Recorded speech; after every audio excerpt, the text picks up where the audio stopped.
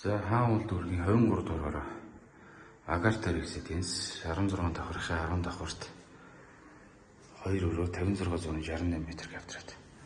За ухаалаг цааштай байна. За үүдний шкаф их юм байна.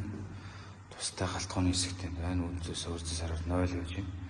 За зочны өрөө бол ийм том саруулах юм байна. Залгаа цаашаа балконтой. За унтлахын өрөө мөн адилхан том саруулах юм байна. За